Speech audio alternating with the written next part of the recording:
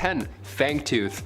A nice scary name off the hop. Nice, we love it. This first deep sea discovery comes from the fine researchers at Monterey Bay Research Institute, MBARRELEYE. Every time you see a deep sea video that blows your mind, more often than not it's the MBARRELEYE crew.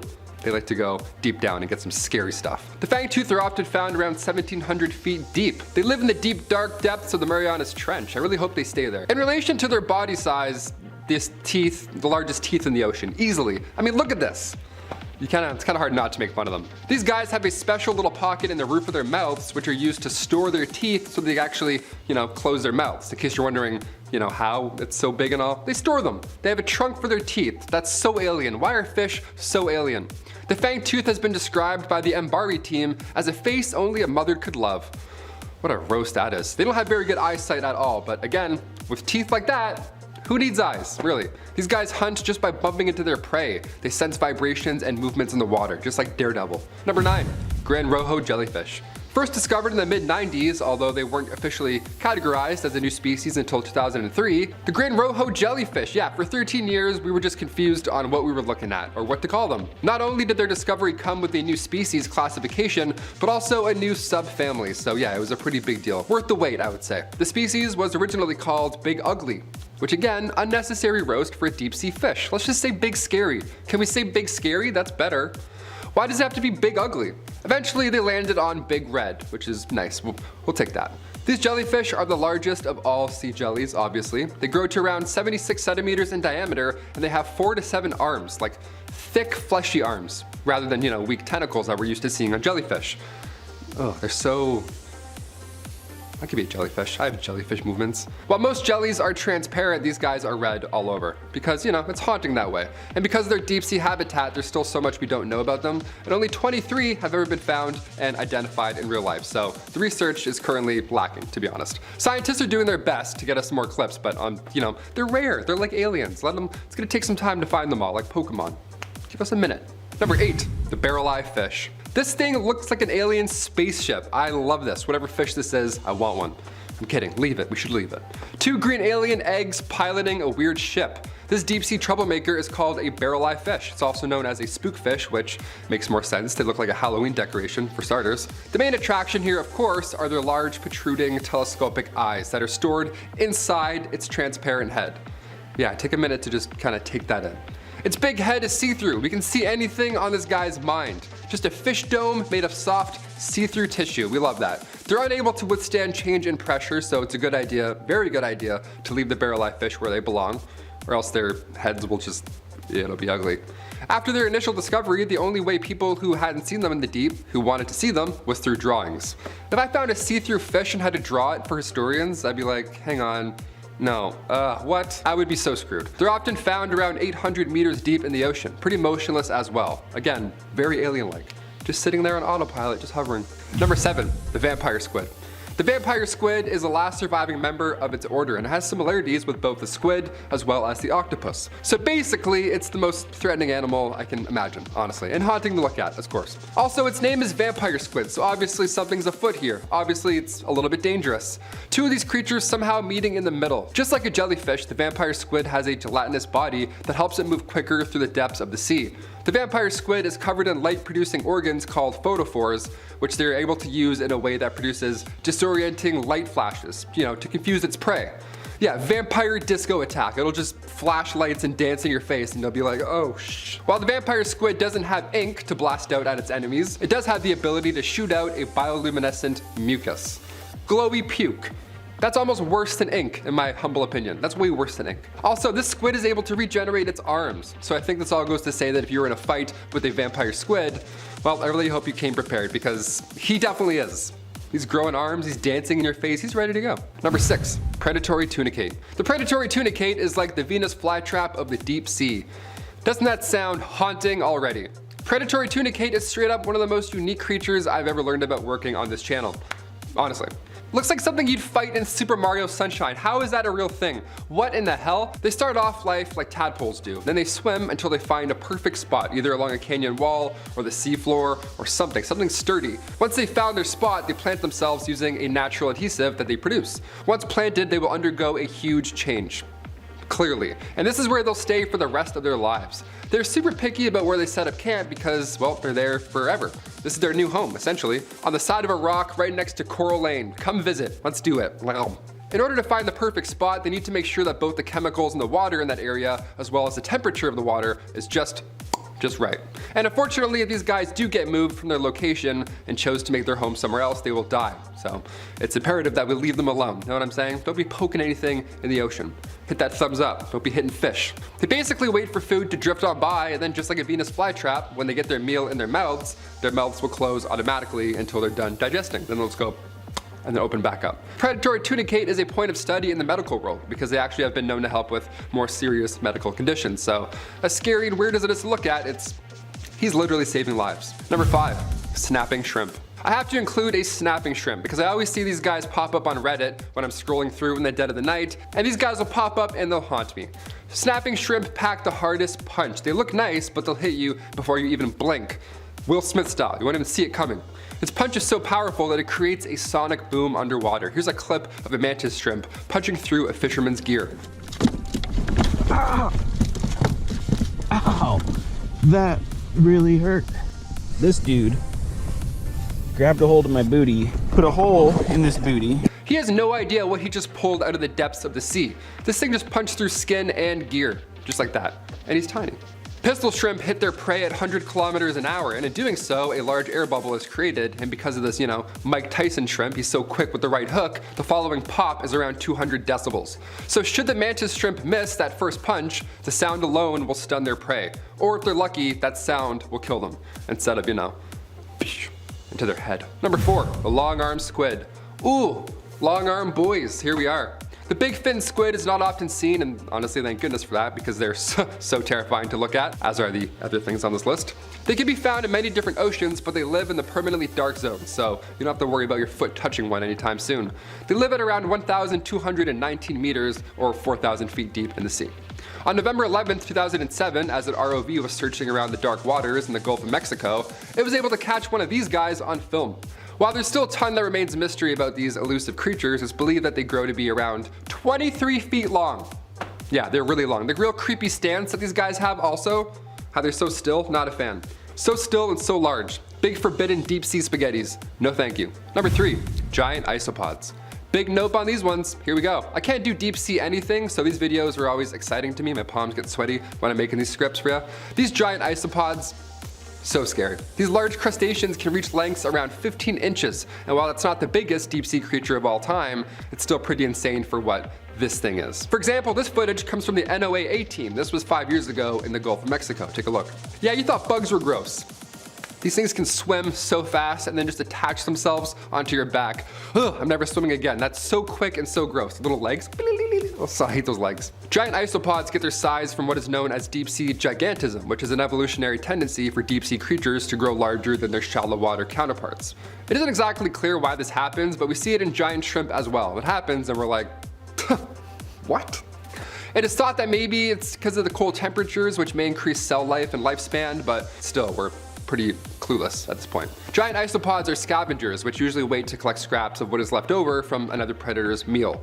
Yeah, then they just scurry over with their big giant many legs and then just latch on. Number 2, deep sea anglerfish. I'm glad I put deep sea in there in case, you somehow forgot about these. Look, these fish are big and scary and they have tentacles flying out of them. They have the disco ball of death floating in front of their big scary mouths. We know that about these deep sea horrors by now. But what makes the anglerfish so unique in the ocean world is that the males will be attached for life. And I mean that in a literal sense. Male anglerfish do not look the same at all as the female. They are tiny, they can't even lift groceries. Look at these little dudes. So what they'll do is they'll find a suitable mate, bite into her stomach, their skin will then go and fuse together, and their blood will all be the same blood. How insane is that? Only a few years ago, we got footage of a mating pair, and it's crazy. Check this out. The males are much smaller than the females, and they can survive purely on the nutrients from the female's blood. Yeah, they're parasitic. Their entire life goal is to find a leading lady to do all the work. Yeah, must be nice, eh? Easy. To be fair, look at this guy. He can't hunt. This guy can't even book his own doctor's appointment. Think he's gonna go find dinner? No way. And finally, number 1, the Gulf of Mexico shipwreck. Yeah, I'm gonna include a Gulf of Mexico shipwreck for number 1 because we've talked about so many Gulf of Mexico horrors. I saw a ghost ship as a kid and that was it. I was scared forever, never going on a boat in the sea ever again. The Gulf of Mexico is no stranger to shipwrecks. There's about 4,000 laying down there right now.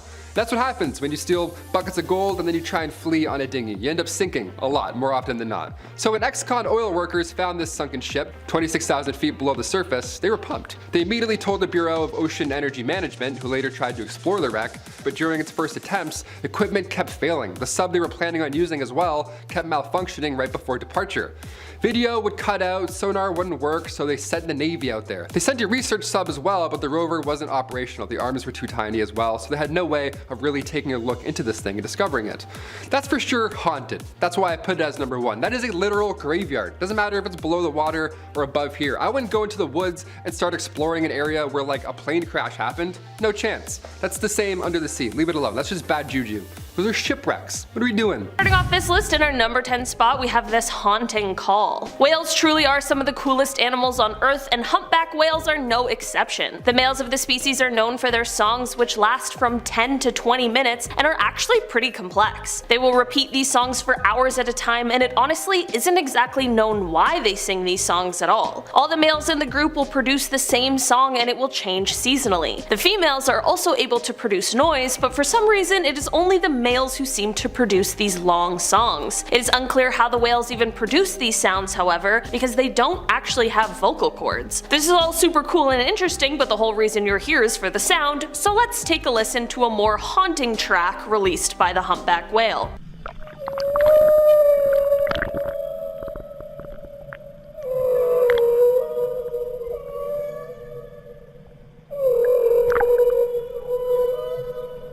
Okay, so please tell me I'm not alone in thinking that that was the most beautifully haunting sound I've ever heard come from the sea. But also imagine being alone in the ocean, not knowing what that was, and then hearing it. Probably pretty terrifying, right? At least we're all safe here in YouTube land. In our number 9 spot today, we have this marine chorus. Okay, so out of context, if I played you this sound, what would you think it is?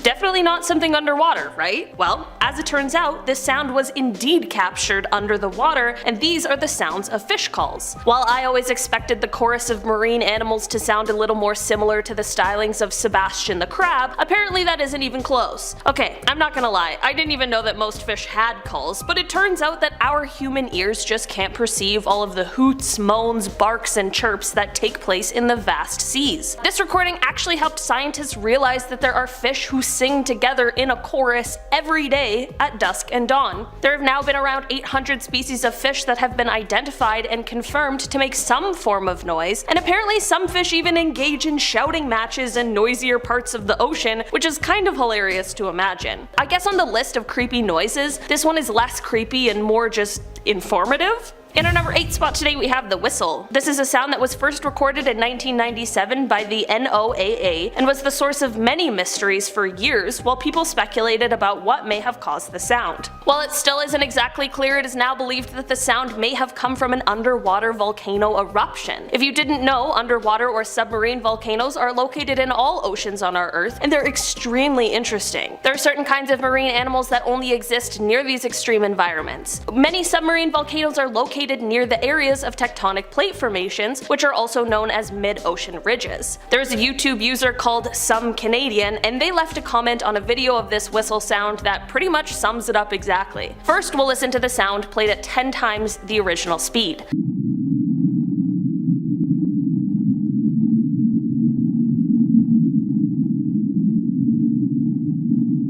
The comment read, quote, "It could be the sound of something moving through tunnels. 1. Volcanic eruptions and gases. 2. Something big and hungry. You choose." I think they might really be onto something there. In our number 7 spot today, we have bloop. Why are all of the weirdest ocean sounds first recorded in 1997? Bloop is another one that came from that year, and it was a loud and unusual sound that was placed as occurring several times off the southern coast of South America, and it was so loud that it could be heard over 5,000 kilometers away. At first, researchers were confused because, while the sound was actually similar to known sounds of living creatures, it was just way too loud that not not even the blue whale, the largest living creature, could have produced it. So what is it then? Well, as it turns out, it is in fact not the Kraken, and instead it is actually consistent with ice quakes that are generated by large icebergs as they crack and fracture. It seems like this sound, going with that explanation, doesn't really make sense, but hey, I'm no scientist. But here's the sound for you to judge for yourself.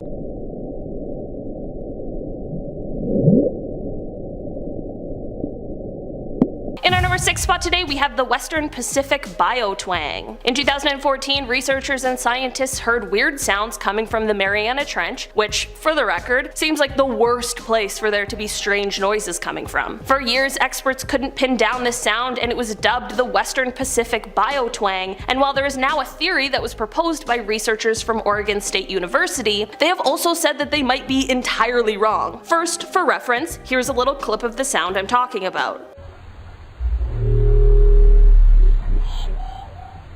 Okay, so if you're like me, my mind immediately went to something alien related or some sort of creature that perhaps we haven't yet discovered. I mean, this is the Mariana Trench we're talking about. The theory put forward by the Oregon State researchers was that perhaps this may be a new type of baleen whale call. Okay, that's probably the best of all of the options, but I really don't like when someone tells me the answer to a scientific mystery only to tell me that that might not actually be the answer at all. While the low part of the sound would make sense to attribute to the baleen whale, it's the end high-pitched twangy part that would be incredibly unique. The wide range of frequencies in the sound are what continues to baffle those who are trying to find the source of this mysterious sound. In our number 5 spot today, we have Julia. Julia is a sound that was recorded in 1999 by the US National Oceanic and Atmospheric Administration, or NOAA, which I've already talked about today. It sounds like it could be straight out of a horror movie, so considering it was a sound that came from our ocean and at first no one could tell where it had come from, it really was quite frightening. The sound has now likely been demystified, as researchers are pretty positive they know the origin of it. It is now believed that this sound was caused by an iceberg running aground off Antarctica. The sound, however, was insanely loud. It was so loud that it could be heard over the entire equatorial Pacific Ocean Autonomous Hydrophone Array. Researchers were later able to narrow down what they believe may have been the point where the sound originated, although they've never actually been able to pinpoint it exactly. Most of the time when people hear the Julia sound, they hear it sped up at 16 times the original speed, but today we are going to listen to a clip of the sound at regular speed because I think it is much more eerie this way.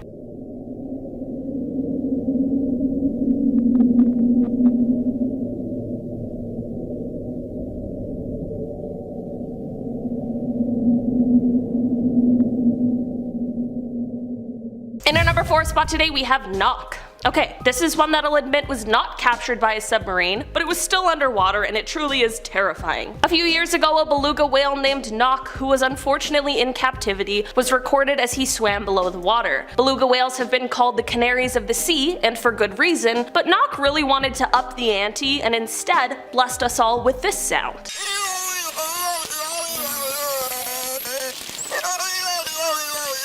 Knock had this uncanny ability to mimic the rhythm and tone of human voices, and it truly is kind of frightening. It of course is also a little sad, as part of this was probably because he spent most of his life being forced to listen to humans speak because he was being held in captivity. Before this recording of Knock, the voices of belugas and their sometimes human-like sounds have been talked about, but Knock was the first time it was recorded, and honestly, I kind of wish it hadn't been. In our number 3 spot today, we have the bioduck. Since the 1960s, this sound has absolutely stumped researchers who heard it. This sound was basically what the name attributed to it would suggest. It sounded like some sort of mechanical duck.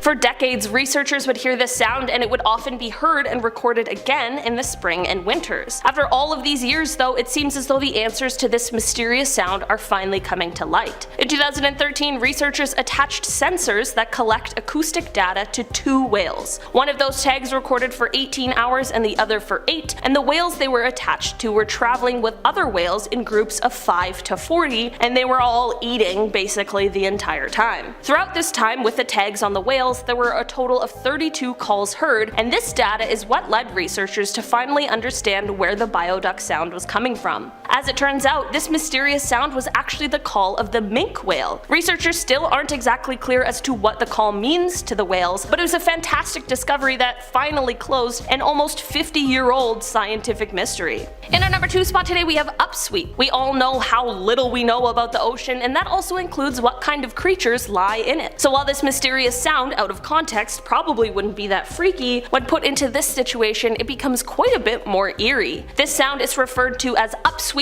and it was caught when the Pacific Marine Environmental Laboratory started its sound surveillance system in August of 1991. The sound is apparently more seasonal, with its peaks in spring and fall, but it is unclear if the changing of seasons is responsible for this sound, or if it's coming from something that lurks in the ocean and remains undiscovered. Just for reference, here's a clip of that sound played at 20 times the original speed.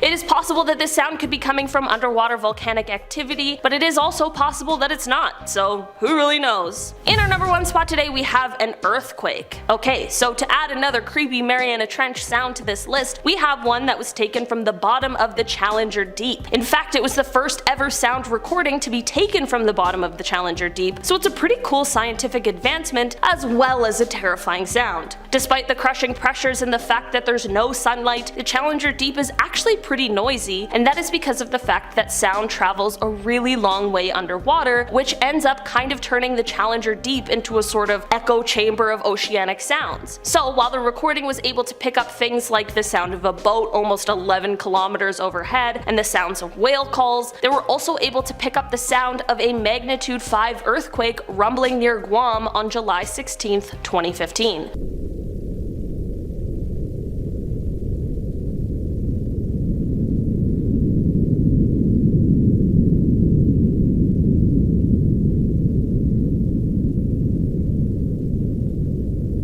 Gonna lie, while being one of the scariest things I've ever heard, this is also one of the coolest things I've ever heard in my life too. Science really is just so cool sometimes. Kicking off our list at number 10, a mammoth tusk.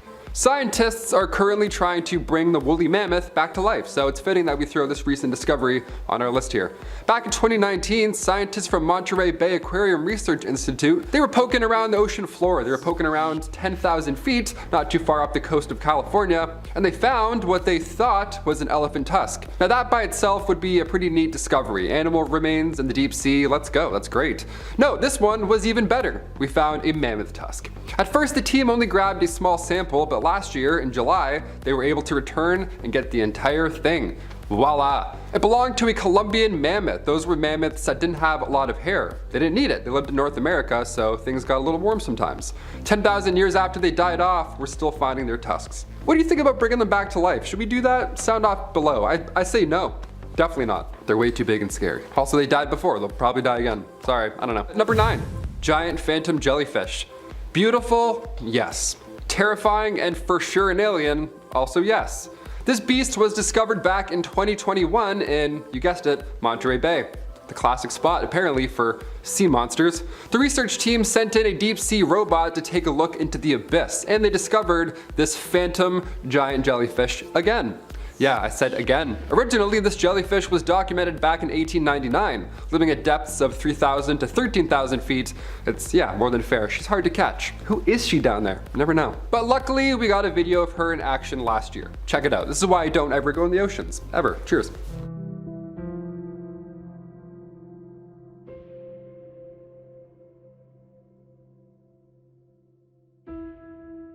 Number 8. Deep sea anglerfish. These guys are so scary, we have to talk about them. Living at depths of over 6,000 feet, the deep sea anglerfish lives in complete darkness. Like Vin Diesel in Pitch Black. It was first discovered back in 1833 when it washed ashore in Greenland and was then taken to Johann Christopher Hangman Reinhardt in Denmark. It was first referred to as the football fish or the man gobbler. Great names, okay. Female anglerfish have a glowing lure at the top of their head. That's how we recognize them. It's like the whoop thing, right, in Finding Nemo. It's scary and it's something I'm glad hides at the bottom of our oceans, but it's needed for their survival. The light is created due to bioluminescent bacteria. Thousands of fish have it, and in the deep sea, anglerfish uses it to hunt. It draws fish in right in front of its massive, scary mouth and then just They see the disco light, and then moments later they see another light, the light of the fish lords. The spiny dorsal fin hangs over their head. It's called an ESCA, it's an organ, and it emits photophore light. It's a main method of hunting, which is pretty badass. It kind of has to be because it has no arms or anything. It's just a big scary face moving around the ocean. And as for prey, well, she'll take what she can get, no matter how big. Well, they ate it head first because this thing probably came in to look at the light that the anglerfish has, and then the anglerfish grabbed it and then sort of swallowed it, and its stomach has expanded to sort of fit it all in. The deep sea anglerfish can expand their jaw and stomach, and they can eat prey that's twice the size of them, although they often eat shrimps, snails, and other smaller fish. But once you're in, you're tucked, you're not going anywhere. You're screwed. The males actually aren't equipped with the natural lure of light, and when they reach adulthood, their digestive system no longer functions. So it needs one of these leading ladies to survive. I'll let that speak for itself. Number 7, old coral reefs.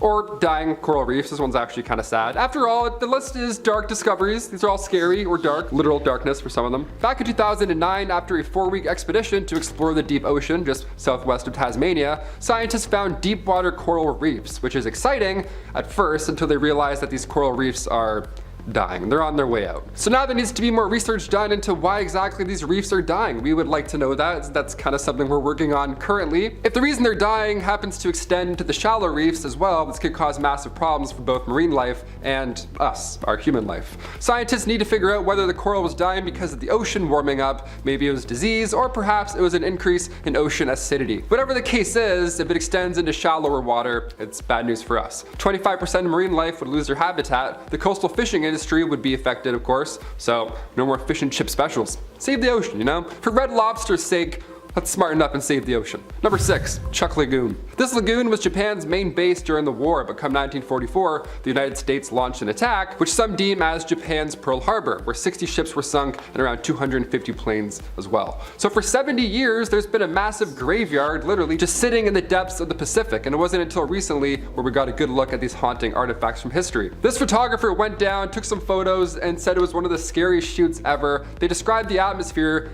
filled, of course, with, human skulls, remains, gas masks, bullets. Obviously, it was haunting to look at. Nobody wanted to go down, so that's when we send in a submarine. That's when we send in a drone, because we don't like to look at skulls and picking up stuff out of the sand. We don't like to do that. Nobody was expecting these artifacts to be that well preserved after all this time, too. Like all these things, even a mammoth tusk, these are all in pristine condition almost. It's like the ocean's haunting and unexplored.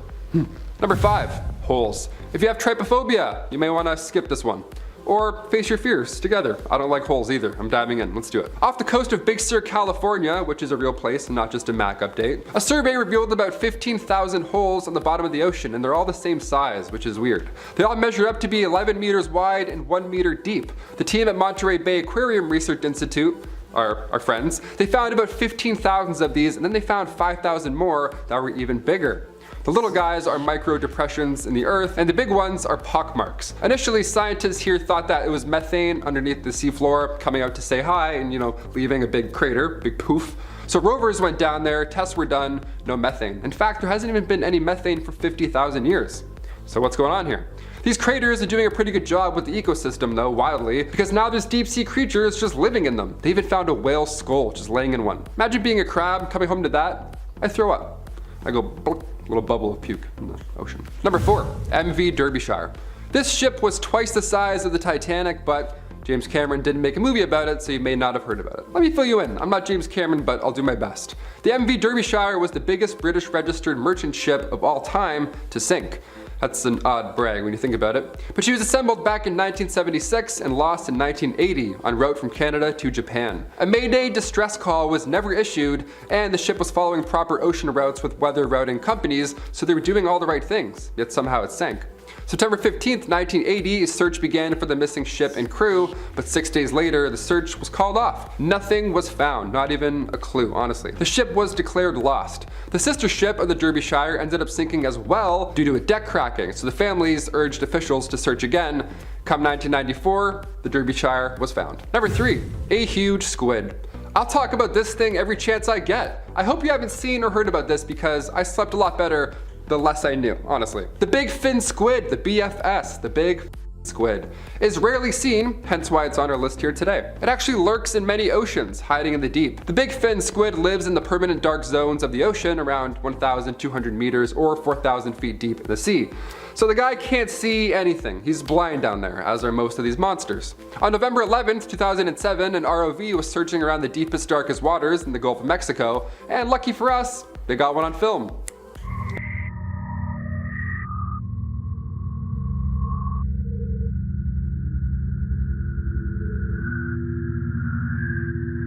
Yeah, 23 feet long. I know you're probably wondering as soon as you saw that video. Depth perception is like, oh, maybe it's small, maybe it's this. Nope, stupidly large. They look like balloons, scary, haunting balloons, just casually floating, watching you. I hate how calm it looks too. It looks like it locked onto you, like it's like kinda following your moves. Is this a boss battle? This feels like a boss battle. Let's move on, this guy's scary. Number 2, SIPHONOPHORE. SIPHONOPHORES, okay, where do I even begin? This is a real thing, not an alien? Okay, cool. Upon first glance, this appears to be a single multicellular organism, but they're actually an entire colony of polyps and medusoids that are collectively known as a zooid. Yep, I'm saying real words, I'm not just making them up. A few years ago, scientists found the longest siphonophore ever. They found it and it was 154 feet long. If you thought that last creature was long, this thing is stupid. Just a huge long piece of spaghetti just floating around in the ocean. But really it's actually not spaghetti, it's a bunch of different little creatures all working together. Reading up about this thing, there was a quote that I read and it said, "We at least need to know what's down there." No, we don't. Leave it alone. Leave everything, leave it alone down there. I can't even deal with a spider in the apartment. Where do I even begin with this? And finally, number 1, an ancient city.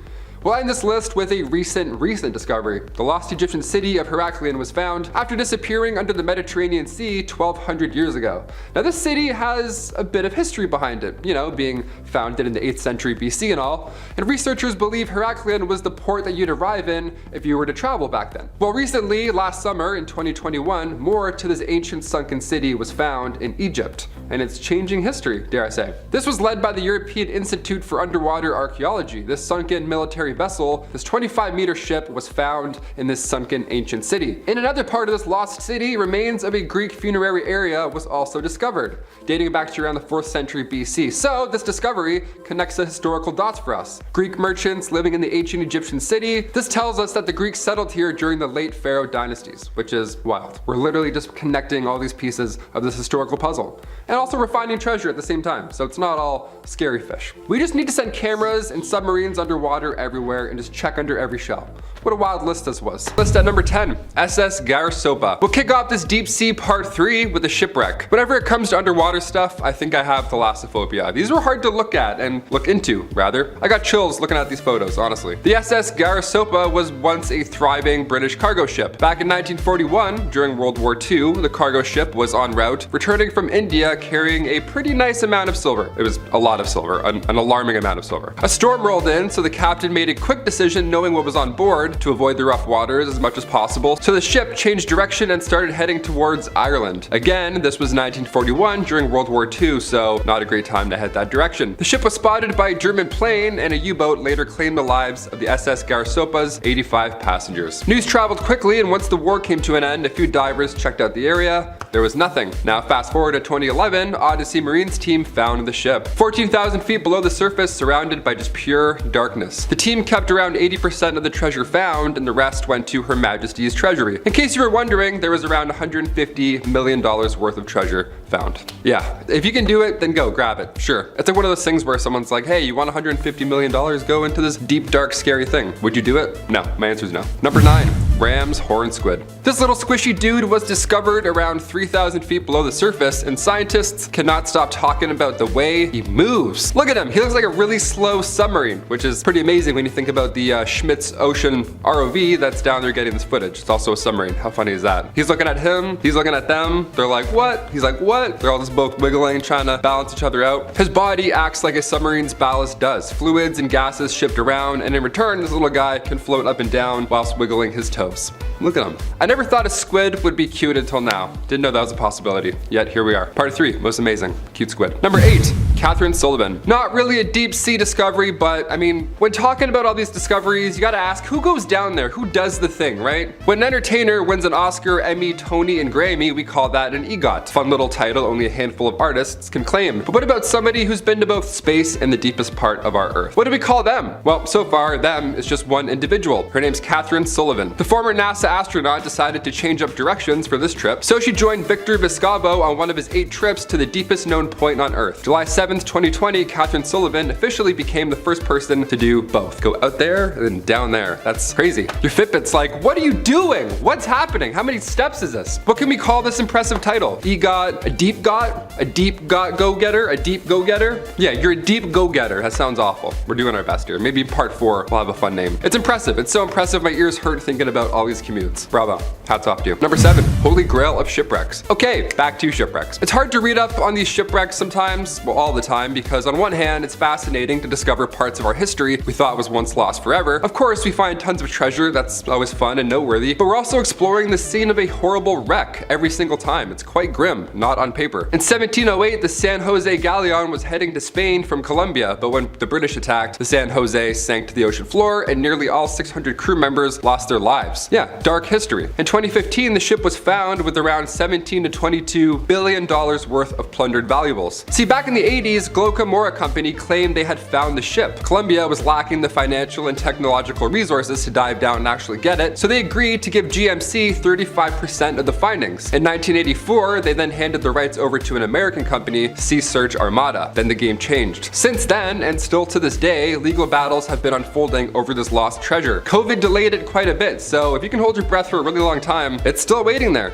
No one knows what to do with it yet. I'm like, see ya, be right back. Number 6, the VASA shipwreck. Back in 1628, the VASA sunk within 20 minutes of setting sail, and it claimed the lives of 30 souls on board. How tragic is that? Only 20 minutes and it was gone. The Swedish Navy launched the ship August 10th, 1628, and it was once considered a high-tech warship, even referred to as spectacular. So what happened? How did this thing sink in 20 minutes? That's crazy. Well, the first rush of wind caught it off guard and it swayed a bit. The second rush of wind sank it. There's gotta be more. There was a crowd around and everything to send it off, but the 64 bronze cannons that were installed during the rushed process of building the ship were too heavy. That's why it sank. And the lack of oxygen in the water allowed for its rediscovery to continue its story. The VASA was built with carvings all around the wood, carvings centered around the king at the time, King Gustav II. So when the wreck was rediscovered in 1961, 95% of the wood was still intact, so it still tells a story. Number 5, under the ice. This dark discovery was pretty recent. Recent as in October 2021. The HACON project is one I would never sign up for personally, but I'm surprised it's taken this long to do something along these lines. The HACON project is a group of around 30 scientists. They teamed up to send a deep sea robot 13,000 feet below the icy surface of the Arctic Ocean. This was the first time we got to see the hidden volcanic vents that have been hiding for centuries, because obviously it's that deep and that cold, and now we have the resources and people who are brave enough to go and camp out in the Arctic to go explore. That's crazy. Number 4, ancient Greek shipwreck. I remember hearing about this back in 2018, so I'm excited I get to throw it on a list. The oldest shipwreck discovered in the Black Sea. It looks like it sank 50 years ago, but actually this ship is from 400 BC. It's an ancient Greek trading vessel and it's not very large, but somehow this thing is very mighty. 2,400 years later, over a mile below the surface, the lack of oxygen again actually preserved this ship. That's why it looks not ancient. John Adams, principal investigator with the Black Sea Marine Archaeology Project, describes the findings as something he never thought was even possible. Yeah, more than fair. That long ago, like, we're still trying to figure out the pyramids. We're like, oh my god, this thing's just chilling there the whole time. Just a fish is staring at it. This discovery changed what we knew about seafaring in the ancient world. The oldest intact shipwreck known to mankind. That's not a bad title. Another 2,000 years we'll find nothing but plastic on the bottom of our oceans. Number 3,